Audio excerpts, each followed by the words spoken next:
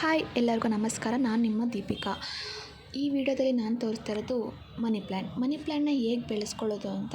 ಸಾಧಾರಣವಾಗಿ ಎಲ್ಲರ ಮನೆಯಲ್ಲೂ ಮನಿ ಪ್ಲ್ಯಾಂಟ್ ಇದ್ದೇ ಇರುತ್ತೆ. ಬಟ್ ಕೆಲವೊಬ್ಬರ ಮನೇಲಿ ಬೇಗ ಕೊಳ್ತೋಗುತ್ತೆ.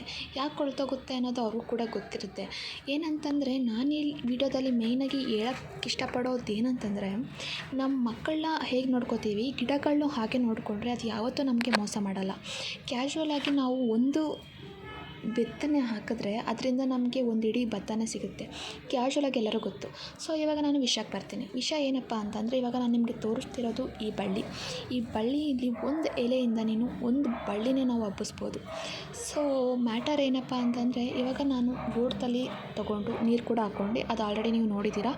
ಸೊ ಇವಾಗ ನಾನು ಆ ಎಲೆ ಬುಡದಲ್ಲಿ ಚಿಕ್ಕದಾಗಿ ಅಂದರೆ ಬೇರು ಥರ ಇರುತ್ತೆ, ಅದೊಂದು ಕಾಂಡ. ಸೊ ಅದನ್ನು ನೋಡ್ಕೊಂಡು ಒಂದೊಂದು ಲೀಫ್ನು ಕೂಡ ನಾನು ಕಟ್ ಮಾಡ್ತಾ ಹೋಗ್ತಿದ್ದೀನಿ. ಆ ಬಳ್ಳಿ ಪ್ರತಿಯೊಂದು ಲೀಫ್ ಕೆಳಗಡೆನೂ ಆ ಥರ ಇರುತ್ತೆ. ಸೊ ಅದನ್ನೆಲ್ಲ ನಾನು ಇವಾಗ ತೋರಿಸ್ತಾ ಇದ್ದೀನಿ ನೋಡಿ, ಇದೇ ಥರ ಕಟ್ ಮಾಡ್ಕೊಂಡು ನಾನು ಇಟ್ಕೊಂಡಿದ್ದೀನಿ.